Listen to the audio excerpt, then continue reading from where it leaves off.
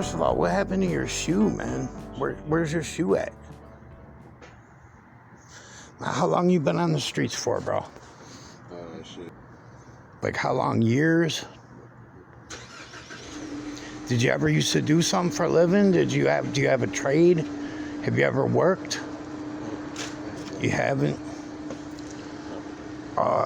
So what are you gonna do? What are you gonna do tonight? Because I don't think he's probably gonna throw you out of the store. They don't like that around here. But I feel for you, dog, man. I wish you luck, man. God bless you. I'm gonna go home and get you some shoes together, and I'll bring you back a beer, all right, bro? You got that? Use the money I gave you to get something to eat, dog. Get something in your stomach, man. Stay out of trouble. God bless, all right, man?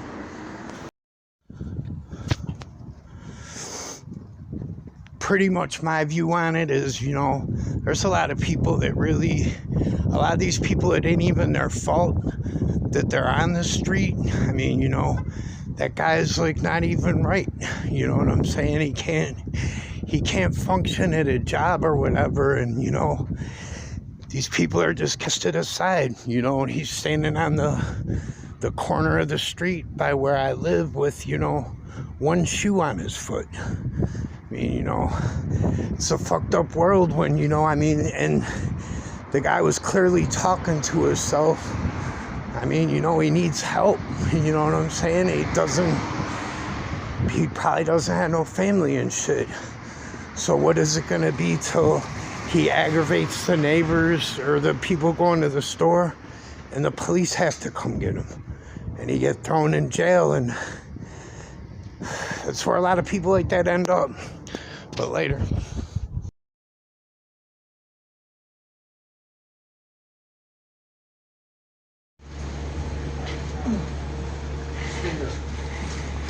Alright, talking to my dude that, you know, had a run of bad luck. He's with his dog like all of us do from time to time. But say hello to you too, dog. Hello, you too. How long have you been on the street? Maybe 8 years or 10 or something like that. What are you born and raised out here in San Francisco? New York. Yeah, I'm from Cleveland myself, so I'm like pretty new to the area and shit. So tell me, just like, you know, what's your dog's name again? Lucas. What is it? Lucas. Lucas. So what is the average day like for you and Lucas? A bear day. A good bear dog day. Afternoon and night and morning. That's all that matters, as long as you get a beer and shit. I mean, I hear that, man. I work, I have a normal life, but I got beer in the bag too, man. You know, it's good evening, good running around and good playing. So far, so good, so great. So, like, where do you sleep at? You just like find a spot, pretty much, or do you got like a tent type thing, or? I usually sleep in the Bayshore area. Sometimes I move around. I like to move around a little. But always. Like, you know, I might see a friend later, but that's besides the point. But usually somewhere around in the city. You can find me usually in Bayshore. So you just like pretty much pick a spot and. But yeah, I like the flea market, and I like, you know, Portland. So how do you come across money? Basically, just what people give you or whatever. Or? Yeah, sometimes like recycling a little. Right on. Yeah, finding like cans or whatever. But man, I wish you luck, dog.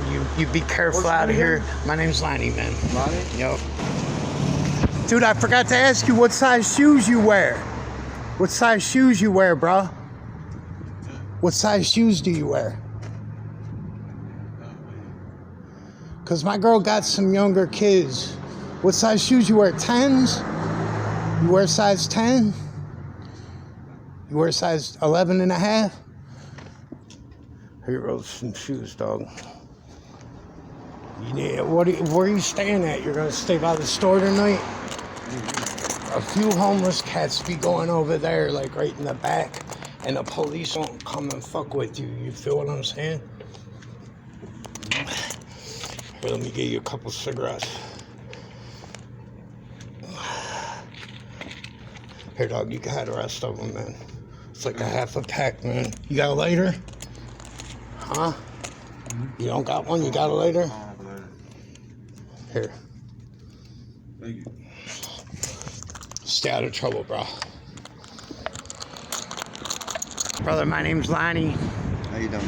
So, I mean, this is something that's being talked about, like gaining news attention about the homeless problem in San Francisco. And pretty much, I was just saying that to you, like most people that are, you know, that are in this country are like, you know, like 2 or 3 paychecks from being in the same position. Like, do you mind like saying like how you got here? I mean, you look like an able-bodied dude. I'm sure you had a job at one time, right? Still do. But, you know, some of them are probably workers, and there's some that are dirty that will steal something. So you guys still keep like a sense of community, right? Well, we try to, but it doesn't. There's people all around you that don't steal anything and everything from you. I've lost so much shit, and it's like it just keeps happening, and it's you know, it's just it is what it is. But I mean, it's. So how do you?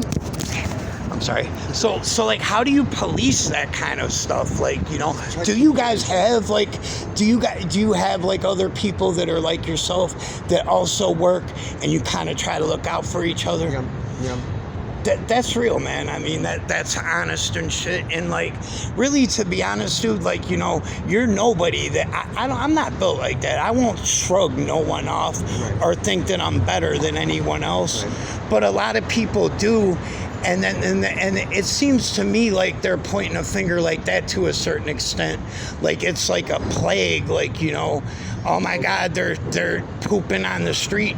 Well, like, you know, if people were even a little nicer that owned some restaurants around and not like drove them out, like Jesus Christ, you know, go in the bathroom and wash up real quick. If you don't clean up after yourself, you're not welcome to do it again. But like, you know, to take somebody's humanity away, I don't agree with it. And I don't think nobody should be left behind, especially somebody that'll work, you know. When Ed Lee he did a blanket invite of all these people in Silicon Valley to move up here, and those people have no sense of city. You know, I mean, they just have this idea of what homeless people are all about and all that. You know, and it's ridiculous. But even some of them have been compassionate, and they'll stop by and they'll get us food and stuff like that. But it's, yeah, I was living in a 4-bedroom Victorian flat. I had 3 roommates, and it wasn't until we were like behind by $4,000 in rent that they said something to me about, you know, one roommate isn't paying his part of rent. Well, we could have saved it, but the landlord didn't want us to. He wanted us out so we could reach the apartment and jack up the rent, because our head tenant in that apartment, Brian, had like 20 years in that place, so he had rent control, and they were doing away with rent control. And they chased a lot of people out illegally. They fucked with a lot of people, and they jacked up their rents, did all sorts of shit, and it's like. That just seems like what they're doing to me, because I've been following this stuff for a minute. Because like I said, it's not totally out the box that I could lose my job. I could break my leg at work, and, you know, I don't really know at that point what me and my girl would do. Like, you know, like we could very well be like in the same boat. And then it seems to me like like it's kind of unjust. Like, you know, what do they think can be done? Like, you know, that people can just be swept under the rug? Yep. Like, what do you think that could be done to fix this? Well, for starters, they need to stop. They can't build these buildings and then jack up the rent and charge an obscene amount of rent. I mean, like, take a look at the NEMA building. $8,000, $9,000, $10,000, $12,000 a month for a 1-bedroom studio apartment, whatever. And you don't even get your own phone jack. They got 24-hour valet parking, but you go in the elevator and they have to send you up. You don't send yourself up. I guess they don't want people roaming around or whatever. I don't know what the deal was with that, but I think it's ridiculous. And it's like, they're trying to make it a rich people's city, and they want to chase out everybody else. And I mean, there's so many people got chased over to the East Bay, and and all this stuff. I'm not being chased out. And then it's dog patch. My girl, like like I said, I've been out here a year now, but my girl's kind of hit me to what's like one on. Like there's been like it's like they're bumping it from neighborhood to neighborhood, and you know, like the problem's just gonna make itself go away, and it's not a problem that's going away. No, exactly. There's just more and more people joining the ranks of it. I mean, you know. But it seems like they try to create more homeless people because people are trying to cost people their jobs. People will do stupid shit. I mean, they don't. The cops come around and they're more of a hindrance than they are a help. They don't give a shit. We had one team of 2 young cops that took me to navigation, but I only got the bed for like a week. What is navigation? Navigation is kind of like a shelter, but it's like they help you get a caseworker, and then they help you get into housing and stuff like that. So is that opportunity, because I got a few interviews and I've heard like that it's kind of set up where they like kind of like, you know, almost want you to get disgusted and bail and just basically that's what it seems like. And then they'd be like, oh, you had your chance. Yeah. Right. And the people that work there, they play favorites. They do all sorts of stupid shit. I mean, it's like, the fact that they give out a bed for like a week, I'm like, what the fuck is that? But then I see people there that just sleep all day, and they've got a bed for like months. And I'm like, I think that it's like because they know that those people aren't going to do anything, and they're doomed to fail. And then they can say, well, you had your chance. Well, not everybody's like that though. Not, you know, if I'd had the opportunity, I'd have gotten housing a long time ago. I got a bed for a week. That was it. And then there was no help with an extension or nothing, and then nobody ever offered me that again. Well, I appreciate your time, and like I said, I got my own channel, and this is going out. What's one thing that you want to say to like America about anything? Just anything you want to say. Like, you know. It's just be more open-minded. I know that there's people out there that are real shitheads. Some of the homeless that are real shitheads and slobs and they're rude and they destroy areas. But not everybody's like that. And you know, it's like you got a bad apple in every crowd, and you just got to kind of like. But the ones that do make a mess, get on their ass. Get on their ass. If they're fucking shit up, get on their case, because it's you know, I get on their case. I mean, I had there was an upholstery place where I could get really excellent scraps of leather. That got screwed up because a group of homeless people that I know just went over there and just dumped every can out all over the sidewalk. So now they locked up. And then now they're complaining. No, now they locked up their cans. Well, right, they was probably open-minded at first. Yeah, they didn't care about it because we didn't make a mess, and then. It's like that in most things, dude, that there's, you know, bad apples and everything, but I really appreciate you, dog. Say hello, America. Hello, America.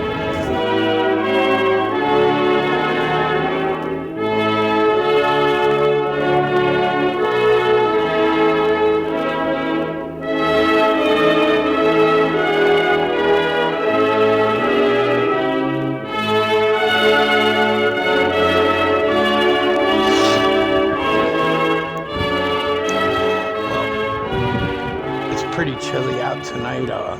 Can't really help to think about, you know, a few of them guys I met, like stuck out here, like in the weather. It gets cold in this part of California, like, you know, and just primarily in San Francisco, being between the bodies of water like it is.